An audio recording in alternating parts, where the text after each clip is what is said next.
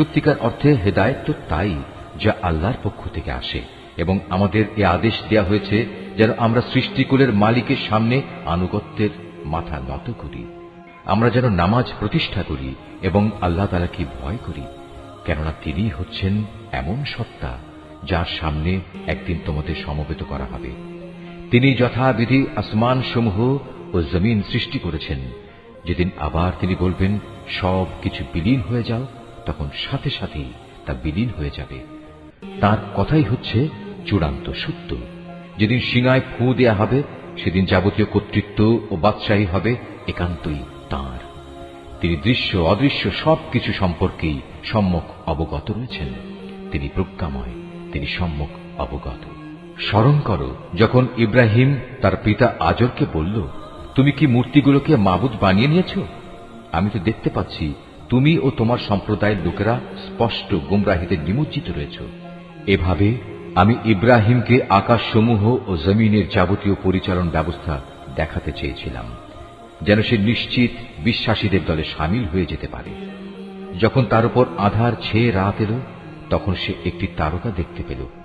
তারকাটি দেখেই সে বলে উঠল, এ বুঝি আমার মালিক। কিন্তু কিছুক্ষণ পরেই যখন তারকাটি ডুবে গেল, তখন সে কিছুটা দ্বিধাগ্রস্ত হয়ে বলল, যা ডুবে যায় তাকে তো আমি আমার মালিক বলে পছন্দ করতে পারি না। এবার যখন সে আকাশে একটি ঝলমলে চাঁদ দেখল, তখন বলল, হ্যাঁ, এই মনে হয় আমার মালিক। অতঃপর এক পর্যায়ে যখন তাও ডুবে গেল, তখন সে বলল, আমার রব যদি আমাকে সঠিক পথের দিশা না দেখান, তাহলে অবশ্যই আমি গোমরা লোকদের দলে সামিল হয়ে যাব। এরপর দিনের বেলায় সে যখন দেখল একটি আলোকোজ্জ্বল সূর্য, এবং দেখেই বলতে লাগল, মনে হচ্ছে এ আমার মালিক, কারণ এ যাবৎ যা দেখেছি এটা তার সবগুলোর বড়। সন্ধ্যা ঘনিয়ে আসতে আসতে তাও যখন ডুবে গেল, তখন ইব্রাহিম নতুন বিশ্বাসে বলীয়ান হয়ে নিজের জাতিকে ডেকে বলল, হে আমার সম্প্রদায়ের লোকেরা, তোমরা যেসব কিছুকে আল্লাহ তাআলার সাথে অংশীদার বানাও, আমি তা থেকে সম্পূর্ণ মুক্ত। আমি নিষ্ঠার সাথে সেই মহান সার্বভৌম মালিকের দিকেই আমার মুখ ফিরিয়ে নিচ্ছি, যিনি এই আসমান সমূহ ও জমিন সহ চাঁদ, সূরজ, গ্রহ, তারা সবকিছু পয়দা করেছেন। আমি এখন আর মুশরিকদের দলভুক্ত নই। এরপরে তার জাতির লোকেরা তার সাথে আল্লাহ তাআলার ব্যাপারে বিতর্ক শুরু করে দিল। জবাবে সে বলল, তোমরা কি আমার সাথে স্বয়ং কুল মখলুকাতের মালিক আল্লাহ তাআলার ব্যাপারে তর্ক করছো, অথচ তিনিই আমাকে সঠিক পথের দিশা দিয়েছেন। আমি এখন আর তোমাদের মাবুদদের ডরাই না, যাদের তোমরা আল্লাহ তাআলার কাজে অংশীদার মনে করো। অবশ্য আমার মালিক যদি অন্য কিছু চান, সেটা আলাদা কথা। আমার মালিকের জ্ঞান সব কিছুর উপর পরিব্যাপ্ত। এরপরেও কি তোমরা সতর্ক হবে না? তোমরা যাকে আল্লাহ তাআলার সাথে অংশীদার করো, তাকে আমি কিভাবে ভয় করব? অথচ তোমরা আল্লাহ তাআলার সাথে অন্যদের শরীক করতে ভয় পাও না, যাদের ব্যাপারে আল্লাহ তাআলা কোনো প্রমাণপত্র তোমাদের কাছে পাঠাননি। এ অবস্থায় তোমরাই বলো, আমাদের এই উভয় দলের মধ্যে কোন দলটি দুনিয়া ও আখিরাতে নিরাপত্তা লাভের বেশি অধিকারী? বলো, যদি তোমাদের কিছু জানা থাকে।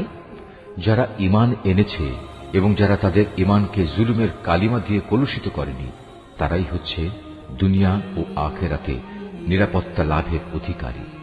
মূলত তারাই হচ্ছে হেদায়েত প্রাপ্ত। এ ছিল শিরক সম্পর্কিত আমার সেই অকাট্য যুক্তি, যা আমি ইব্রাহিমকে তার জাতির উপর দান করেছিলাম। এভাবেই আমি আমার জ্ঞান দিয়ে যাকে ইচ্ছা তাকে সমুন্নত করি। তোমার মালিক প্রবল প্রজ্ঞাময়, কুশলী। অতঃপর আমি তাকে দান করেছি ইসহাক ও ইয়াকুবের মতো দুইজন সুপুত্র। এদের সবাইকেই আমি সঠিক পথের দিশা দিয়েছিলাম। এদের আগে আমি নূহকেও হেদায়েতের পথ দেখিয়েছি।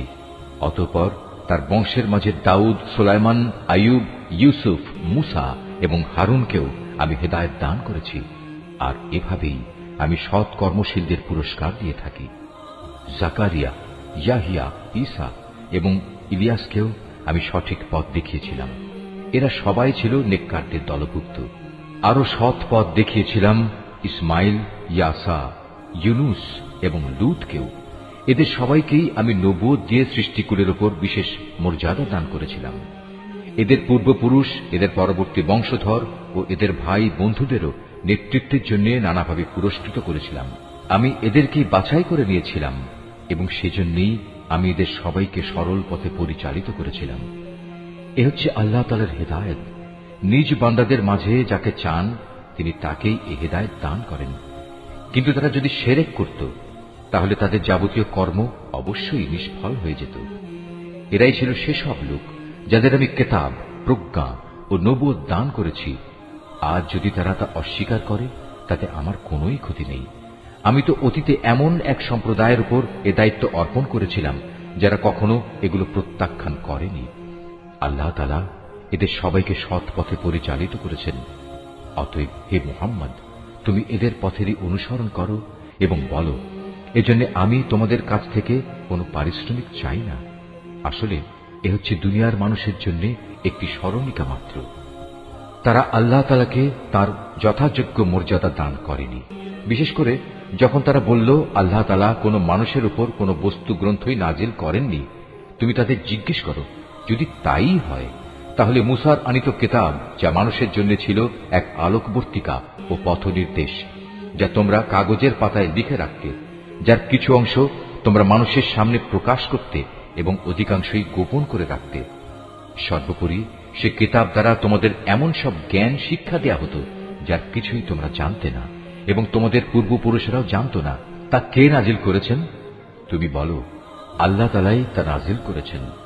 হে নবী, তুমি তাদের এ নিরর্থক আলোচনায় মত্ত থাকতে দাও।